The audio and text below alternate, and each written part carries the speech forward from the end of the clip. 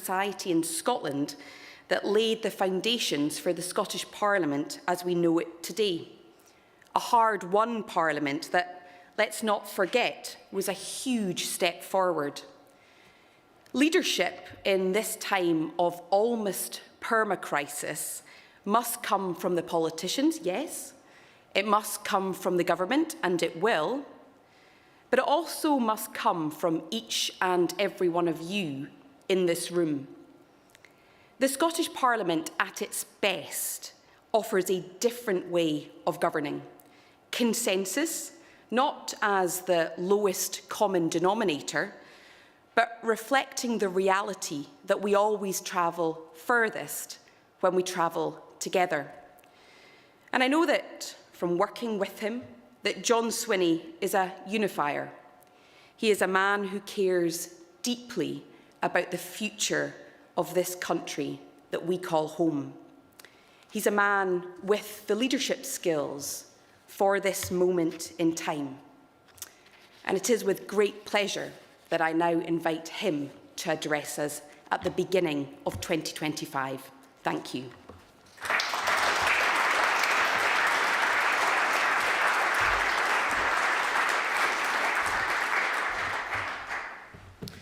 Thank you very much, Kate, and good morning, everybody. Thank you for coming, and I wish everyone a very happy New Year. I hope you had the opportunity, as I did over the last couple of weeks, to spend some peaceful time with family and with friends. Many people, of course, sacrifice some of that precious time in order to keep lifeline services running over the holiday period. So the very first thing I want to do today is to place on record my sincere thanks to frontline workers and to their families for the sacrifices that they made over the holiday period. The beginning of January is always an opportunity for reflection. We remember the highs and the lows of the year just ended. Hopefully, we're able to appreciate the many things in our own lives for which we can be grateful, but perhaps pass us by in the bustle of the 21st century. But we also look forward to the year ahead and to consider how we can learn and how we can grow. And what is true for us as individuals is also true for us as a nation. And as First Minister, I'm fully focused on ensuring that we grasp the opportunities and confront head-on the barriers facing Scotland. This morning, I want to share with you some of my hopes and ambitions for Scotland in the next 12 months. What is already clear is that, sadly, 2025 will see many of the challenges facing the world that it did in 2024, be that war in Europe and in the Middle East, the accelerating threat of climate change, the rise of populism, and global institutions challenged in a way that none of us would have anticipated even a decade ago. I've described this combination of challenges and their impact on people's day-to-day lives as a long, dark economic winter. But of course, no winter lasts forever. In this land that's used to many a long, cold winter night, it should not surprise us that many of our New Year traditions involve fire. The light and the warmth not only ward off the darkness of the winter, but they herald the return of the sun. They herald also the coming of the spring. Longer, brighter days may still be a distance away, but they are coming, of that I have no doubt. It is why I look forward today with a degree of hope to the future. I say a degree of hope because I know that for many of us, challenges remain acute. The lingering effects of austerity, inflation, the pandemic, and the economic fallout of Brexit continue to cast shadows. Shadows over tight family finances and over under-pressure public services. But I am hopeful because despite the difficulties, Scotland's economy has shown much resilience with low unemployment rates and strong job growth. But we must be in no doubt that growth remains too low and quality of life and living standards are not good enough for far too many people. Right now, I know many will be worrying not only about the financial challenges that they face, from the cost of Christmas and energy bills rising again this month, rents and mortgages, food and fuel costs. Since I became First Minister in May of last year, I spent a great deal of my time out and about, meeting people and listening to people. I've heard both their fears and their hopes, and also their realism. People know that when we've collectively experienced an unprecedented series of shocks as individuals, as communities and as a nation, in response, some will pretend there are easy answers. They will offer soundbite solutions. But if we're going to recover and renew as a nation, then we have to come together as a nation. We have to be willing to put in the hard yards. And as Scotland's First Minister, I offer the leadership to do just that, to bring people together and to put in the hard graft to deliver real solutions for Scotland. I'm not going to sugarcoat our reality, but there is one thing I believe with absolute confidence. There is nothing wrong in Scotland that can't be fixed by what is right in Scotland. Yes, we've had a tough few years, but we've got what it takes to build our nation and transform our prospects step by step if we are willing to put our collective shoulder to the wheel. Over the past few months, we've been listening and we've been hearing. We understand the reality of what people are facing. That's why my government's programme is so firmly focused on the issues that matter to people in Scotland today. Boosting economic growth to create new job opportunities and to enable us to invest in our future. Eradicating child poverty and making sure the next generation have the very best opportunities. Ensuring Scotland capitalises on the new greener technologies, leaving nobody behind as our economy changes. Improving public services, especially our National Health Service, to meet the changing needs of a modern nation. We know what needs to be done to make progress for Scotland. And we took a massive step forward in delivering that progress with the budget published last month.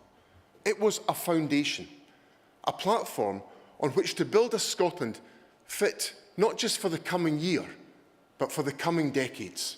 It's a budget that marks a turning point. With this budget, I want the people of Scotland to hear loud and clear my twin commitment to delivery and to hope. Delivery in the present, hope for the future. That includes delivery on sharing the wealth of our nation more fairly. Some argue that investment in social security is the wrong choice for us to make. But we know that inequality is bad for our health, bad for our communities, and bad for our economy. Our decision to invest in Scotland's social security safety net, with £1.3 billion extra directed towards the very poorest in our society, reflects the values that I think are fundamental to who we are as a nation. We do not walk by on the other side of the street. Instead, as much as we can, we extend a helping hand. All the more, for there's still too many children in our land living in poverty. We're one of the richest, most blessed nations on the planet, and it's a scandal that 1 in 4 children still live in poverty. Children who are part of our collective future, essential to our future success. Children whose potential should be nourished, not stifled. Eradicating child poverty is my top priority because I do not wish to condemn any young Scot to a life of disadvantage simply because of where they were born. And while it's morally the right thing to do, it's also in Scotland's economic interests. For we will never reach our full potential as a country unless every one of our citizens grows up to reach their own individual potential. Think of the vast sums of money rightly spent tackling the symptoms of poverty such as crime and ill health. Think of the economic growth and innovation we've forfeited for decades because poverty leads to lower achievement at school. Tackling poverty is an investment in our economic prosperity. That's why we made the choices we did in this budget, on the cruel 2-child cap, on more affordable homes, on breakfast clubs, on additional support needs, and on investment in regeneration and economic growth. And have no doubt, the direct investment that we have chosen to make to tackle poverty contributes, in its own right, to a stronger economy, providing a boost to Scotland's GDP in the short term of as much as £330 million. It is investment in our people and investment also in the wealth of our land. And delivery also on revitalised public services fit for the challenges of this new age, none more so than the National Health Service. The NHS has served us well for 80 years, but it's been left bruised by an unprecedented series of shocks. Its fundamental strengths remain, but its weaknesses have been exposed. Quite simply, the NHS must be renewed if it is once again to thrive. Now, we've made the choice to deliver record funding for health and social care because after 14 years of austerity, investment now is essential if our health service is to turn the corner. The issue is not the quality of our NHS, but access to the NHS and the world-class healthcare provided by its staff. Too many people wait too long for that first diagnosis.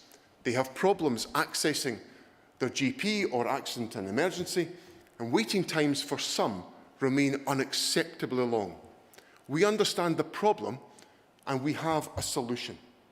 And if the budget passes, we will deliver the money that we need to deliver that solution. It's a solution that delivers more operations, new hospitals, easier access to your GP, and more dental trainees. For all of this, the NHS needs this budget to pass. That's what I mean when I talk about delivery and hope. On energy, Scotland has unrivalled potential in technology and innovation. The actions we take today will determine the extent to which we maximise the economic and social impact of this opportunity in the future. Scotland is an energy-rich nation, but my ambition is for Scots to also become energy-rich people, with our energy wealth delivering more jobs, new economic opportunities, real community benefit, and lower energy bills. Our budget delivers additional money to support the expansion of our offshore wind capacity and to enable the creation of a Scottish-based manufacturing supply chain, money to deliver a green reindustrialisation of our economy. It contains investment in technologies of the future, from robotics to AI, as well as funding for Scotland's world-leading Tech Scaler initiative to help small, innovative companies to grow and to thrive. All of it is essential to deliver growth in our economy.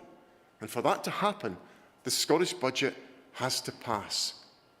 It is the first major step to ensuring that 2025 is a year of improvement and progress for Scotland. That's what I mean when I talk about delivery and hope. There is, of course, an alternative prospect for 2025, and that is one in which MSPs do not pass the budget. And given that the government does not command a parliamentary majority, it's a scenario that we all have to contemplate. It's important for me to set out the consequences of that outcome. The architects of devolution made sure the reality of any failure by Parliament to pass a budget was pretty straightforward. Their intention was to avoid a US-style government shutdown.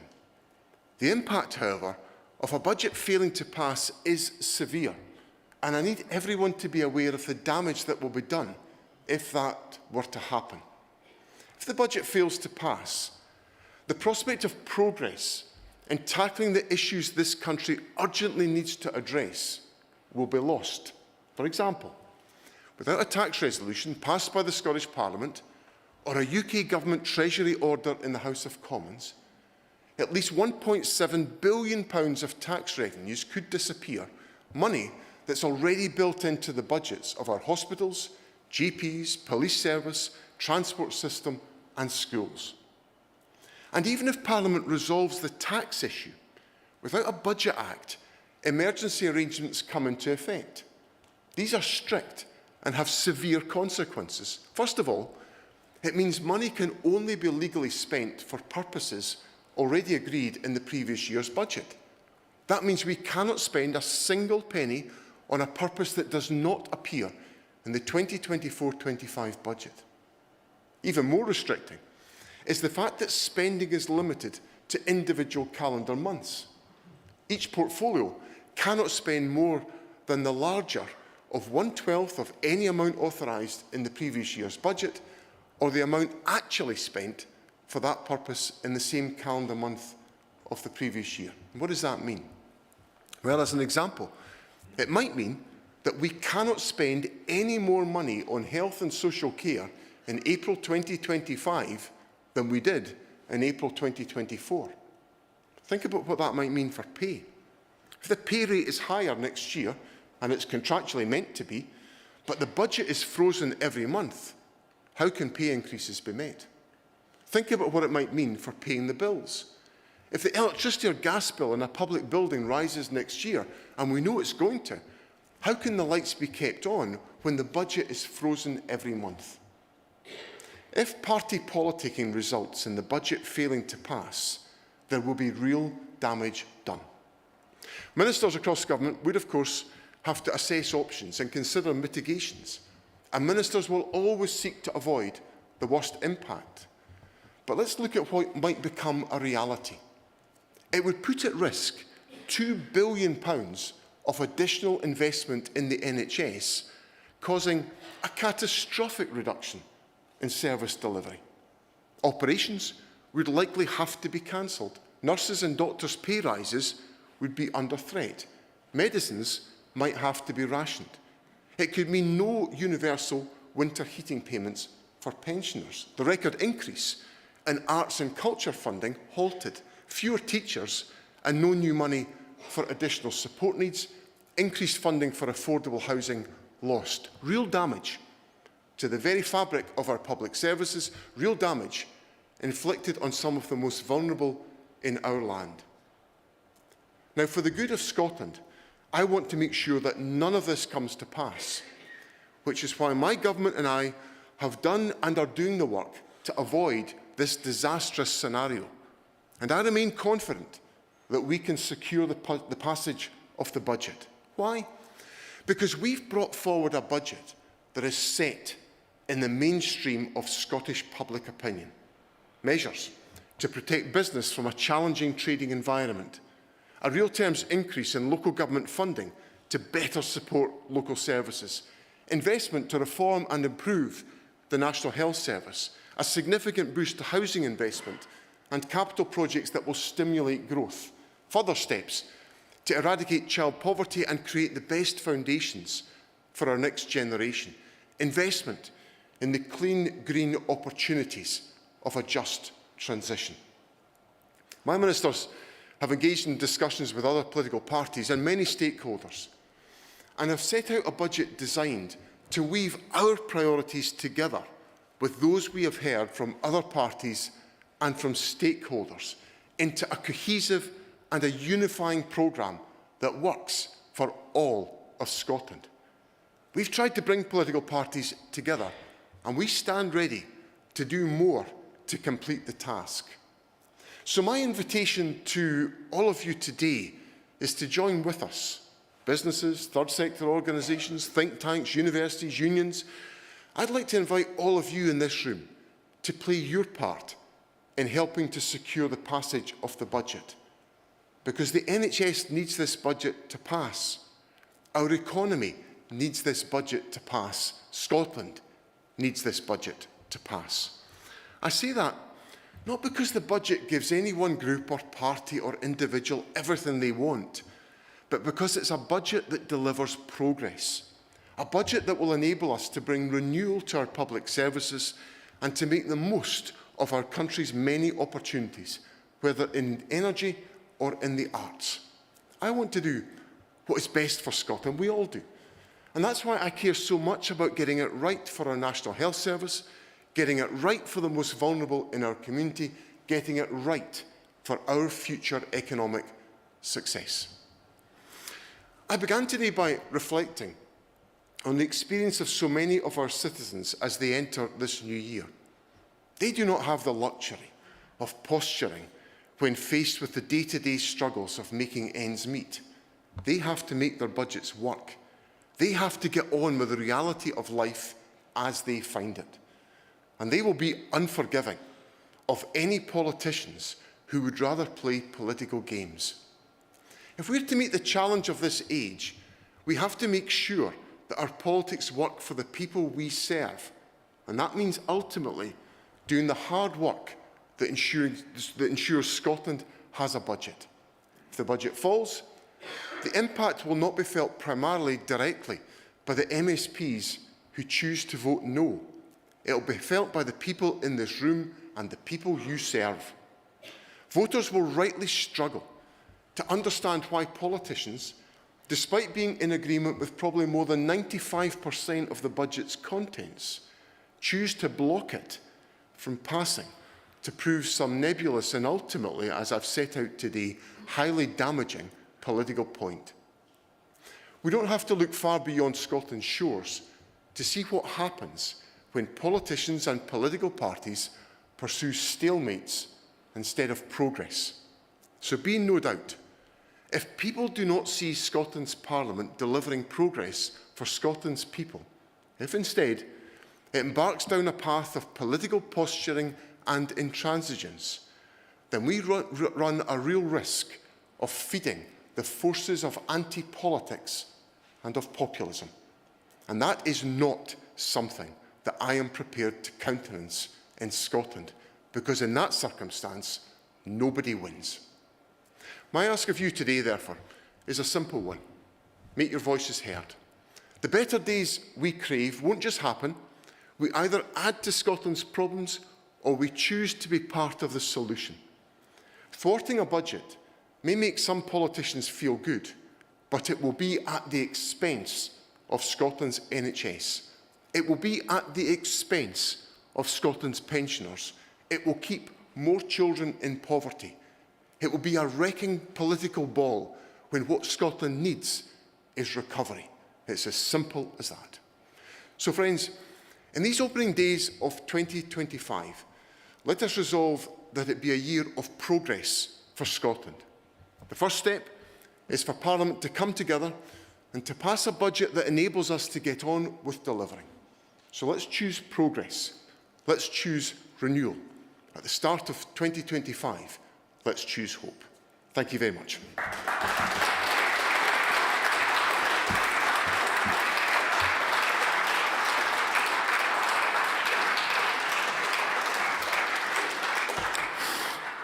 Ladies and gentlemen, what we're going to do, first of all, is take some questions from the broadcast media. I'll speak to the print media later on, more informally, and then we'll take some questions from guests who are in the room with us today. So the first question I'm going to come to is Glenn Campbell from BBC Scotland. Thank you, First Minister. You've talked about the forces of anti-politics and populism. Who are these forces, and if they include Elon Musk, how big a threat do you think he poses to democracy in Scotland and the UK?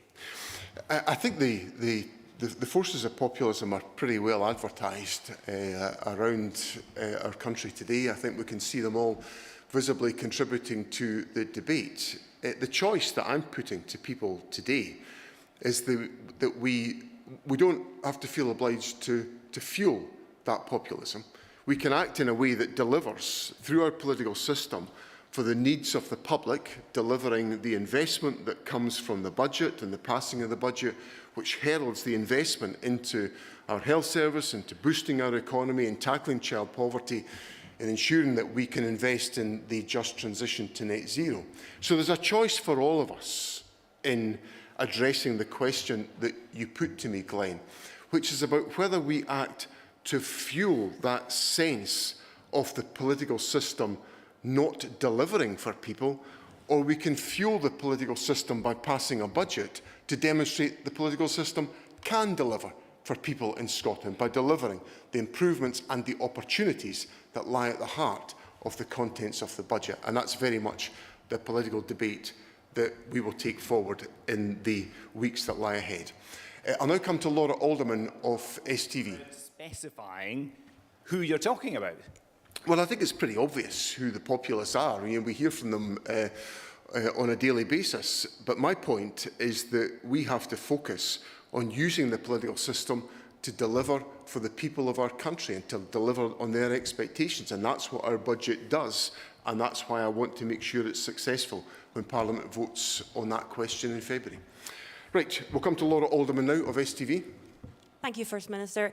Given that he called your predecessor a racist, how are you planning on dealing with Elon Musk when he's about to become a member of the Trump administration in just a few weeks' time? And do you think that Prime Minister Keir Starmer is being tough enough on him? I think it's important that we all take the actions that we can to address the issues that members of the public are concerned about. That's what's the whole theme of my speech today is about the importance of addressing the issues that are relevant in people's lives today and to provide the solutions. And those solutions are not always straightforward, and they're certainly not as glib as populists like Elon Musk would suggest they are. And what we've got to do is to work hard, bring people together in a sense of unified purpose to make sure that we improve the lives of people in Scotland as a consequence of our actions. And the first step for doing that in Scotland in 2025 will be about the passing of the budget. If the budget doesn't pass, then I think we're playing right into the hands of Elon Musk and to other populists. I think we're playing right into their hands because we're demonstrating, or the political system is demonstrating, that it can't address people's day-to-day concerns. And our budget, we've listened, my Finance Secretary, Shona Robertson, Ivan McKee, the Public Finance Minister, have spent a huge amount of time engaging with a variety of opinions in Scotland at my request to produce what I would characterise as a unifying budget. A budget that brings Scotland together. And that, to me, is the best way of delivering the response to populists, because that's a solution to the challenges that people face, and we can deliver that and demonstrate the political system is working at its best in the process, and that's the approach that we intend to take. Kieran Andrews from ITV Border. Thank you, First Minister. You've talked a lot about improving household income in people's lives, but council tax is expected to rocket this year. In the Borders alone, they're talking about increases of up to 10%. Councils say that's because of years of underfunding, even if this budget paints a better picture. So aren't people about to get tax rises and suffer lost their income through the back door because your Holyrood administration has been doing for years to councils what you've accused Westminster of doing to Holyrood and underfunding it? Well, when the Scottish Government has put in place a council tax freeze, for example, we have fully compensated local authorities for the loss of income that they would have suffered as a consequence. Now, we've listened carefully to local government, and I think, and you highlighted this in your question, Kieran, that local government has responded very positively to the budget settlement that's been put forward by the Scottish Government, and I really welcome that, because that's a tangible example of how the government has acted to try to bring people together, how we've acted to try to create greater cohesion and unity within Scotland. And I think some of the numbers that have been talked about in local government are numbers that were talked about before the contents of the budget were known. So the individual local authorities will have received the specific funding arrangements that will be coming to them in the Local Government Finance Circular, which issued about a week or so after the budget before Christmas, and they'll be considering the implications of those. And I certainly would want to see council tax increases, if there are to be rises, to be as low as possible. I accept there is a need for us to invest in public services. That's been, you followed me through the election campaign, Kieran. You heard me making the plea for there to be investment in our public finances and public services because of the desperate requirement for that to be the case. The Scottish Government has provided for that in the budget. We've provided for that with a real terms increase in core budgets for local authorities and a £1 billion increase in local authority funding when you take everything together within the budget. So I hope what that creates is an ability for local government to consider carefully in the context of the cost of living pressures that we all know people are wrestling with, to keep any increases in the council tax to as low a level as possible. James Cook from BBC News. Happy New Year to you, First Minister. I want to come back to Elon Musk, and perhaps I can explain why we're asking about him, because, you know, this isn't just some random business person. This is the richest person in the world, a close advisor to the US president, as you know, someone who's going to have an actual role in the next US government, and one of the world's most powerful publishers. So with all that in mind, when you hear Elon Musk use that megaphone he has to directly involve himself in Scottish and UK politics, how much of a danger to our politics do you think he poses? What we've got to do in all of these, and Happy New Year to you, James, as well, what we've got to do in these circumstances is we've got to use the tools available to us. We're not powerless. All of what you said is true in characterising Elon Musk and the influence and the power that he can express. But it's up to the rest of us to decide what our response is going to be to that. And we're not powerless. We've got a parliament that's sitting just down the road, or it will be tomorrow. And that parliament's got the ability to decisively and emphatically back a unifying provision in the budget from the Scottish Government which is about improving the lives of people in Scotland. And that would make a sizable impact in Scotland in responding to the very issues that you put to me, because people would see a difference in their lives as a consequence. I accept that people are feeling frustrated and angry with the current set of circumstances. I've taught, you've probably been at all of the major speeches I've delivered where I've reflected on the conditions and the pressures that people are facing as a consequence of the financial crash. The Deputy First Minister set out the whole sequence: the financial crash, Brexit, COVID, austerity, the invasion of Ukraine, the spike in energy prices. All of this has had a real effect on the living standards of individuals. I happen to believe the most negative impact on living standards in Scotland has been as a consequence of the folly of Brexit. It's done untold damage. That damage is now being clearly seen by people. So we've got to have a response, and our response, to me, is to take the actions that we can take to improve people's lives and to give them confidence in our political system. And the best way we can do that in the short term, in the course of the first 2 months of 2025, is to pass the Scottish Government's budget, which has been constructed quite deliberately to bring people together in Scotland. That was the direction I gave to the Finance Secretary about the composition of the budget. It had to bring people together, and I think it's succeeded in doing that. It just needs to get the last bit of the jigsaw put together, which is bring Parliament together. And that's what my plea is about today. Well, it's all about how we respond to that, James, is my point. And how we respond to it is by taking actions as elected politicians to make a difference in people's lives. So we've got a choice in the Scottish Parliament. I've rehearsed, that's why I've set out what I've set out to you all today.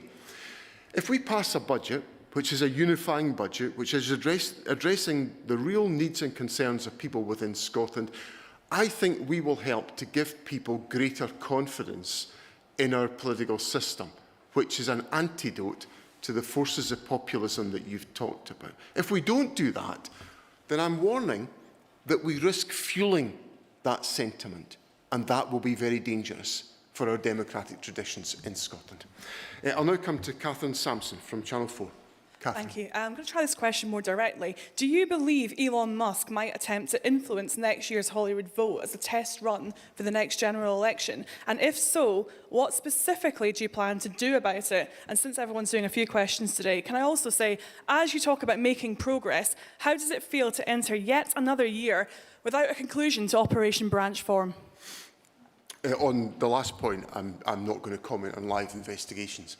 That's not a good idea for the First Minister.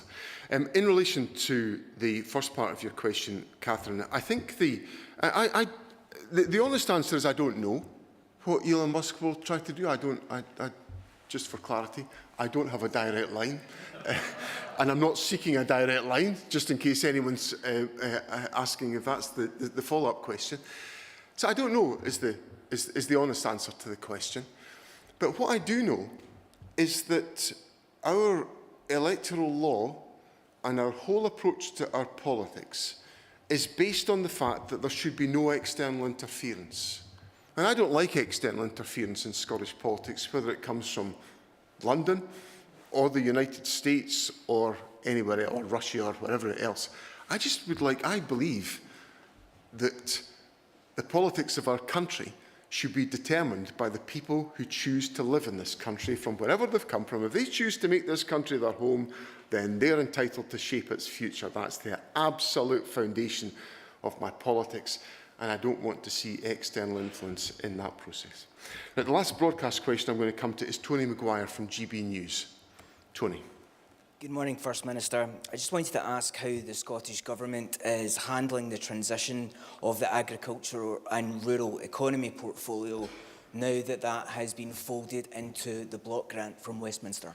Well, the first thing we've done, Tony, is we've ring-fenced the funding available for agriculture that came through the block grant, so that constancy is available to the agricultural sector. There are, of course, risks in relation to future settlements because the level of support that's available in that respect is a product of decisions made in the United Kingdom government about their support for agricultural policy. If that was to diminish, then that could have an effect on the overall composition of our block grant. But we've taken a decision to ring-fence that funding, and that will be available. The second thing that we've done is that we have committed in the budget, and this is another reason why the budget should be supported, we've committed to investing some of the resources that were requested by the agricultural industry in future capital projects, in the resources that we had previously utilised to balance prior year budgets. So the agricultural sector will have access to increased resources for investment purposes in the next financial year should the budget pass. So that's another reason why it's vital that we get the parliamentary agreement to the budget so that we can address the issues of long-term stability for the agricultural sector. Now, of course, one of my aspirations is to be able to give a longer line of sight about agricultural funding in the years to come. Agriculture previously had that under the Common Agricultural Policy, the much maligned Common Agricultural Policy. There was 7 years line of sight about financial support for farming. Now, we only have budget numbers for the next financial year. In the spring, we expect to get 3 years' worth of numbers from the UK government, and that will allow us to give a better line of sight, because agriculture is one of these industries where you need to have a good long-term perspective to support investment, and I want to make sure we have those conditions so that we have a thriving agricultural sector, which contributes significantly, of course, to some of our major export products, whether that's whisky or whether it's food and drink exports to Europe and further afield. But we will do as much as we can to provide that stability. Okay, that brings to an end the broadcast media questions. I'm very happy to take some questions from the floor. If there, yes, I'll take the lady at the front here, first of all, and there's a microphone just there. First Minister Alison Watson, Shelter Scotland. On behalf of all of us at Shelter Scotland, a very happy New Year to you. Really welcome the emphasis in your speech on delivery and on hope. In particular, Shelter Scotland, as you know, really warmly welcomes that reversal of last year's savage cut to the housing budget. You're hoping that this budget marks a turning point, and we indeed hope that that reversal of the housing cut is a step change in the way that the government is tackling Scotland's housing emergency. I wholeheartedly support making child poverty and tackling child poverty a top priority. And with that in mind, would you agree that the housing budget really needs to target the record-breaking 10,110 children who are currently stuck in temporary accommodation without a permanent home? And to do that, that reversal in the housing budget, we think, needs to prioritise social housing, because all the data suggests that that's where those children need to move on to. And I'd really welcome your comments on that. Well, first of all, Happy New Year, Alison, and thank you for your comments, because I do welcome the comments you've made about the strength of the budget. But the budget is a headline number, £768 million on housing. The question you pose gets into, well, what's going to be done within that £768 million? And I think it's a really strong, it's a very important question. And I am very sympathetic to the focus being on addressing the temporary accommodation issue. So if I give you one example, one of the pivots in housing policy that's been made since I came into office as First Minister is the government has become much more actively engaged in tackling the issue of void accommodation. Previously, that was an issue that we tended to leave very much to local authority decision making. But what we are trying to do is to put more of our energy into working with local authorities and other organisations to tackle the issue of voids so that we can utilise some of those resources to make accommodation available to tackle exactly the temporary accommodation challenge that you have set out. So I think we've got to have a very open discussion. Shirley-Ann Somerville, the Cabinet Secretary, Paul McLennan, the Housing Minister, are both here today, and I'm sure it's something that can be pursued afterwards. But I'm very keen to make sure that we maximise the effectiveness of that £768 million budget to tackle exactly the issue that you are talking about. So there will be some actions we can take about voids, there are other actions we could take about acquisitions, there's other actions that we can take about new build. But to be quite blunt about it, a new build takes longer than solving a void in most cases. So therefore, if we want to address the temporary accommodation issue, then perhaps we need to rebalance the way in which we're undertaking that investment to reach that objective. So there'll be willing ears within government to try to do that. But again, I come back to my core point. If this settlement is welcome, we've got to make sure it passes Parliament so we can get on with the decisions to, I've got ministers who are now actively looking at how does that £768 million get deployed. I want them to be able to just take that to its natural conclusion with no interruption, such as a budget not managing to pass in late February. So I think your comment is a very helpful reminder of why this all matters. Thank you. I'll take the gentleman here in the just there. Thank you, First Minister, and good morning. I'm Finlay Almond from Magic Breakfast. We welcome the commitment in the budget to extending school breakfast provision through Bright Start breakfasts that the Finance Secretary announced that will support children and young people at risk of being too hungry to learn.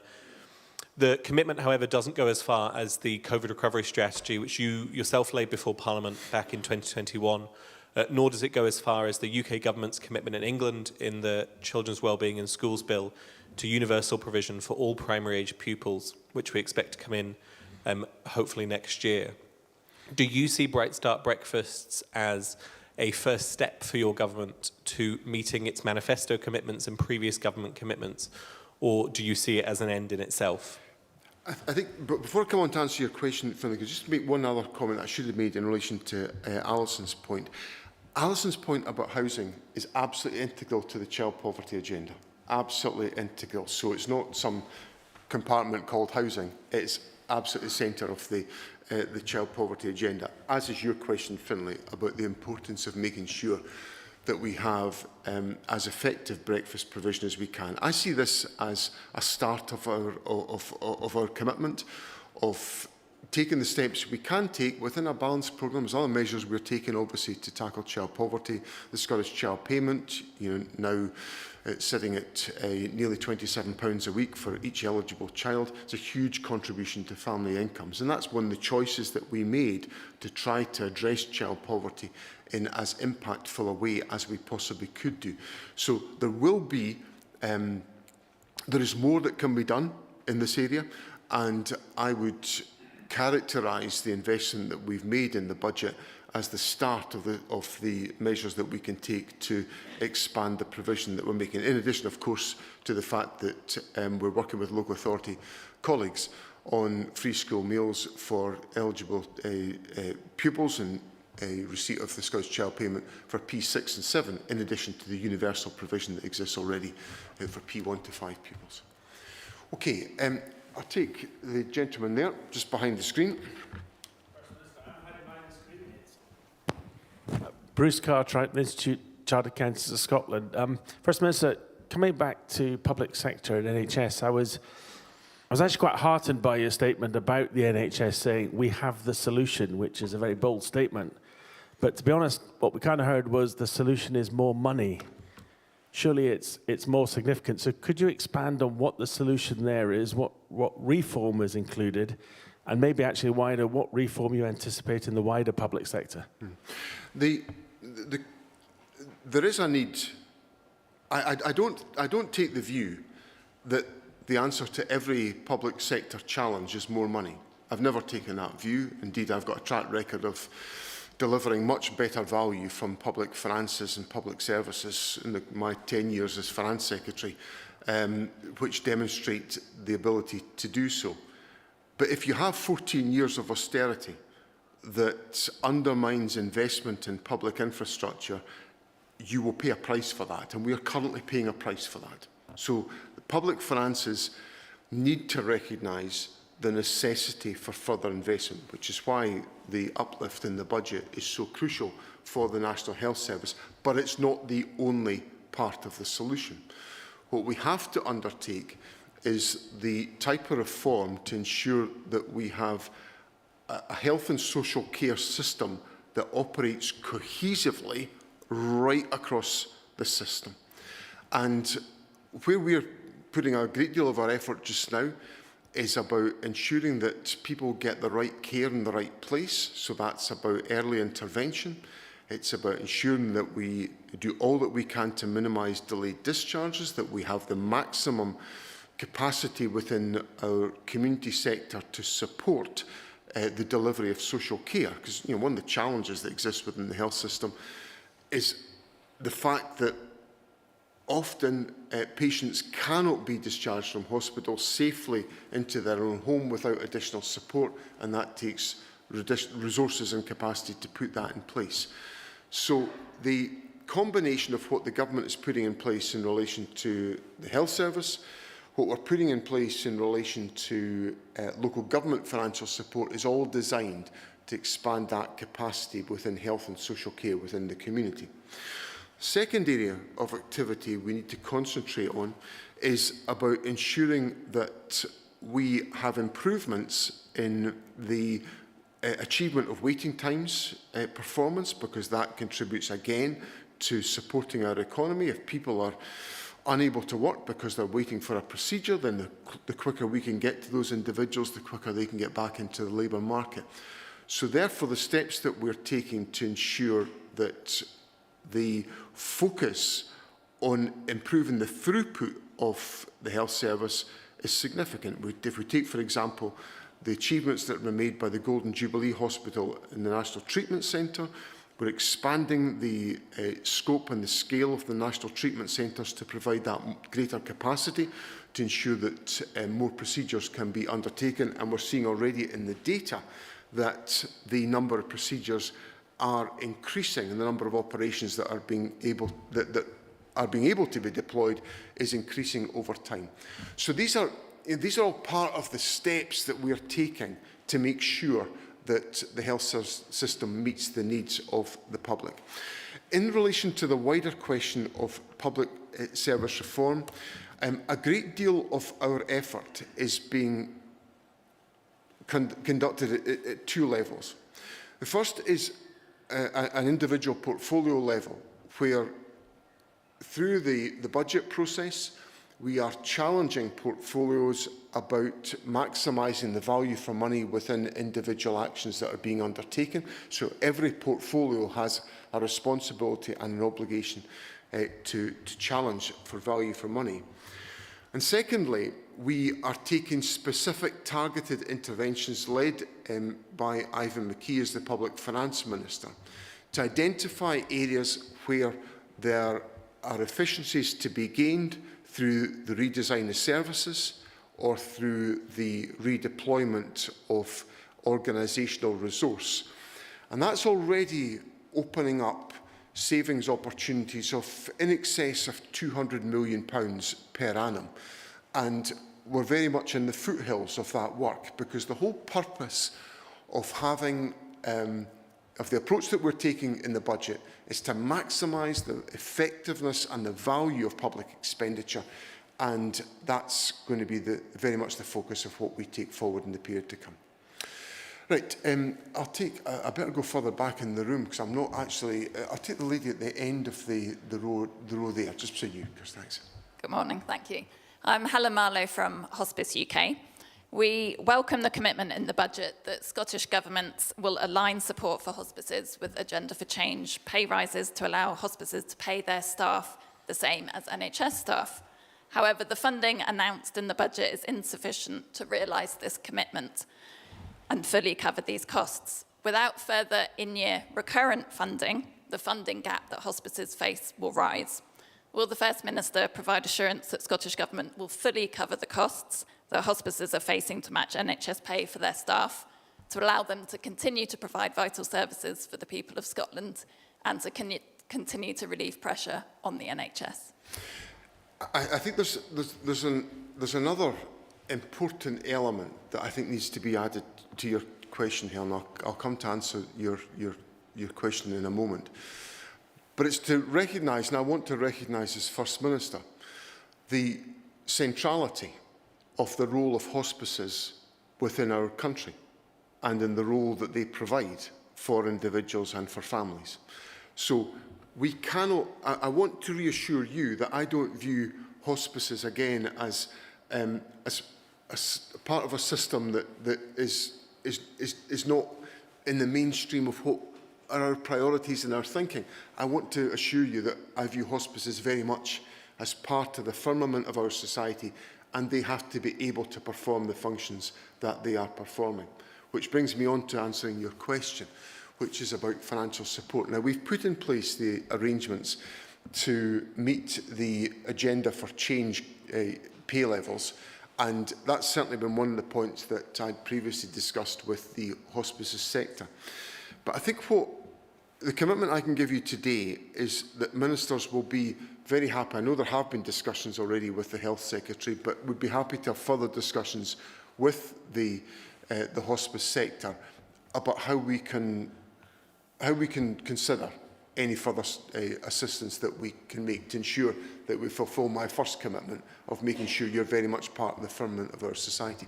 And I suppose it gives me the opportunity to come back to a point that I made in my speech, which is that the government set out its budget, but we are willing to engage with others about further steps that will strengthen the budget. I'm not going to stand here and say that is absolutely perfect. There is no need for us to enhance any provision within the budget.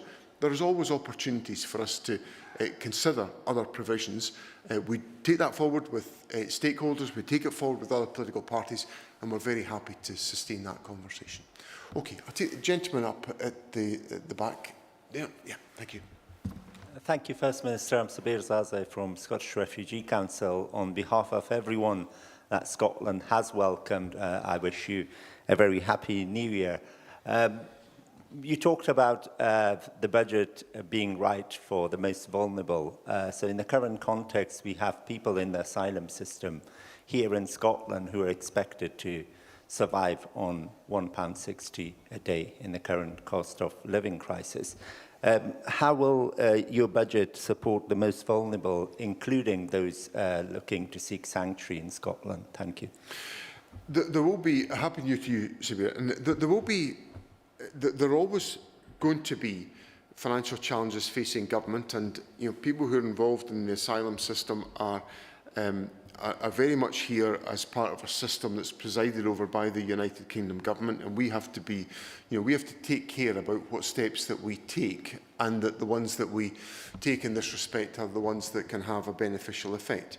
I was pleased that within the budget we were able to provide the financial support that will enable the concessionary travel scheme to be extended to asylum seekers to try to provide some degree of mobility. That is an issue which has generated some controversy. I think it's a reasonable and elementary step to try to support people with vulnerability to be able to make a contribution in our society. And again, it's for me a strong reason why the budget should be supported to put it into effect. But so that's one measure that we will take. We talked earlier on about housing issues, so there are obviously other measures we are taking through the housing investments which are designed to support individuals who succeed in their asylum journey and to enable them to be settled in our society. And obviously our country has been enriched by the contribution that has been made by asylum seekers over many, many years. And we, in recent weeks, as you will appreciate, I've had a number of discussions with representatives of the community who feel particularly vulnerable in the context of current political debate. And it's important from this podium that it's expressed that asylum seekers are welcome in Scotland and will have all the support that we can possibly give to the community. Now, I'll perhaps take one last question. I'll just take the lady there who's just got her hand up, and then we'll call it a day at that. Thank you. Hi, First Minister, and Happy New Year. Nullag Nua Shiv Galir. I'm Claire Daly from WWF Scotland. Question is specifically with regard to the agriculture budget, and I know that has been mentioned earlier. What is the Scottish Government going to do in terms of the funding and to enable farmers in Scotland to make the transition to a more nature-friendly farming and climate-friendly farming? I think there's two different aspects to that, Claire. The first, and Happy New Year to you, Claire.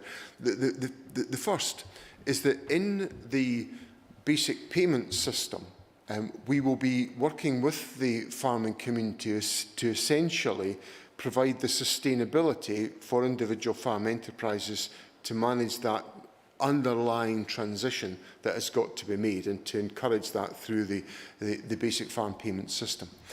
The second point is the additional resources that are going into the agricultural sector in the one-off capital investment, which is designed primarily to address the issues that you're raising, of providing the resources within agriculture to help the industry to make that transition.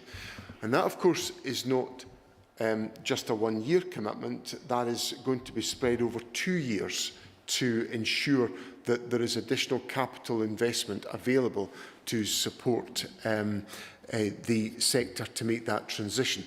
So there are a number of sectors where we have particular challenges in relation to the transition to net zero. Obviously, we're undertaking extensive activity in energy. The transport sector has many challenges, which again we are making progress through the decarbonisation of our transport networks. But agriculture remains one of the others. And the resources that we're putting in place is a combination of our approach to the basic payment system plus the investment that has been made in the one-off capital funding is designed to address that point. Okay, look, can I thank everybody very much for being here this morning. There'll be some refreshments available at the back and plenty of opportunity for us to have some informal conversation with my ministerial colleagues, and I'm deeply grateful to everyone for your engagement today, and I look forward to further discussions of which we will have many in the course of 2025. Thank you very much.